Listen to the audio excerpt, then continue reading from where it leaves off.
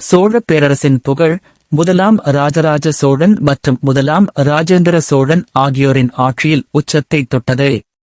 இந்த மாமன்னர்களின் வரிசையில் தந்தையின் கனவுகளையும் வீரத்தையும் முழுமையாக தாங்கி போர்க்களத்திலேயே வீரமரணம் அடைந்த ஒரு தியாக சிகரம் முதலாம் ராஜாதிராஜ சோழன். இவன் வெறும் அரசனாக மட்டும் இல்லாமல் ஒரு திறமையான படைத்தலைவனாகவும் தந்தையின் விசுவாசமான மகனாகவும் மக்களின் நல்வாழ்வில் அக்கறை கொண்ட ஆட்சியாளனாகவும் விளங்கினான்.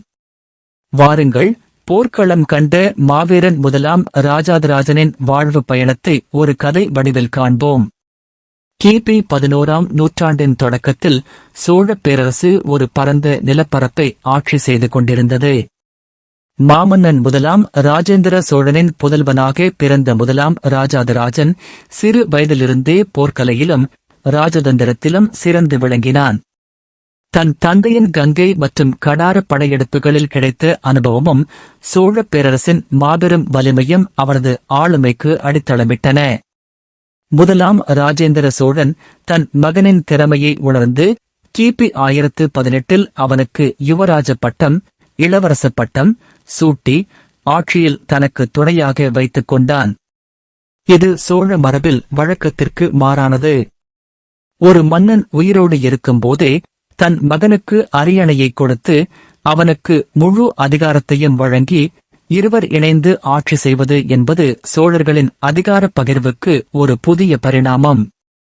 இதனால் முதலாம் ராஜாதிராஜன் தந்தையின் ஆட்சியிலேயே பல போர்க்களங்களை சந்தித்து நிர்வாக அனுபவத்தையும் பெற்றான். இது பிற்காலத்தில் அவன் தனியாக ஆட்சி செய்தபோது மிகவும் உதவியாக இருந்தது.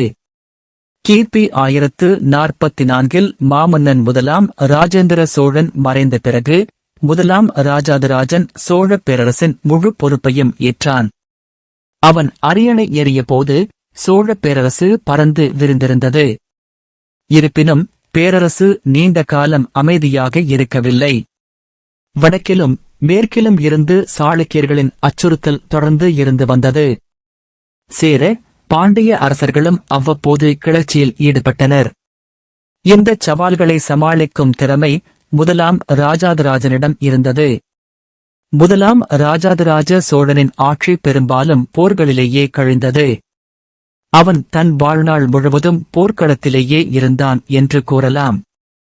அவரது முக்கிய போர்கள் சிலவற்றைக் காண்போம். சேர, பாண்டிய அரசுகள் மீதான படையெடுப்புகள். முதலாம் ராஜாதிராஜன் தன் தந்தையின் வழியை பின்பற்றி சேர மற்றும் பாண்டிய அரசுகளை தொடர்ந்து தனது கட்டுப்பாட்டில் வைத்திருந்தான். கிளர்ச்சியில் ஈடுபட்ட பாண்டிய மன்னர்களை அடக்க பலமுறை படையெடுத்தான்.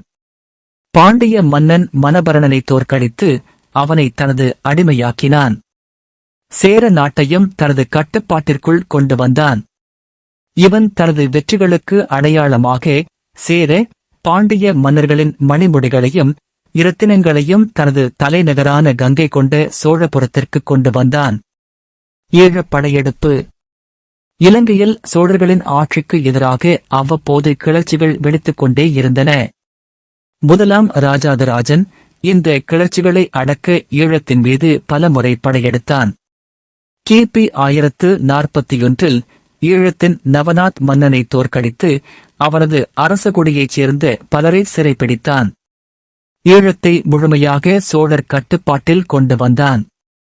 இது சோழர்களின் கடற்படை வலிமையையும் ஈழத்தின் மீதான தொடர்ச்சியான ஆதிக்கத்தையும் காட்டுகிறது. மேலை சாளுக்கியர்களுடனான போர்கள்.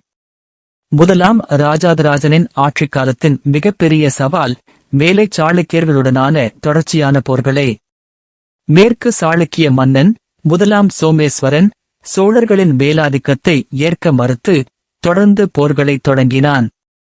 புட்பகப் போர் கிபி 1045 சாளுக்கியர்கள் சோழ நாட்டின் மீது படையெடுத்த போது முதலாம் ராஜாதிராஜன் தனது படைகளுடன் சென்று புட்பகப் என்ற இடத்தில் அவர்களை தோற்கடித்தான். கொப்பளப் போர் கிபி 1054 ராஜாதிராஜனின் வாழ்வியல் மிக முக்கியமான மற்றும் இறுதிப் போர் கொப்பளப் போர் ஆகும்.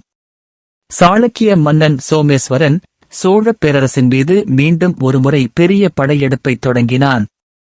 முதலாம் ராஜாதிராஜன் தனது படைகளுடன் சென்று கொப்பளப் போர்க்களத்தில் சாளுக்கியர்களை எதிர்கொண்டான். இந்த போர் மிகவும் உக்கிரமாக நடந்தது. போர் நடந்து கொண்டிருந்த சமயத்தில் முதலாம் ராஜாதிராஜன் தனது யானை மீது அமர்ந்திருந்த போது எதிரியின் அம்பு அவன் நெஞ்சில் பாய்ந்தது. போர்க்களத்திலேயே வீரமரணம் அடைந்தான். தன் அண்ணன் போர்க்களத்திலேயே வீரமரணம் அடைந்ததைக் கண்ட இரண்டாம் ராஜேந்திரன் சோகத்தில் மூழ்காமல் அக்கணமே அரியணை ஏறி போரைத் தொடர்ந்தான்.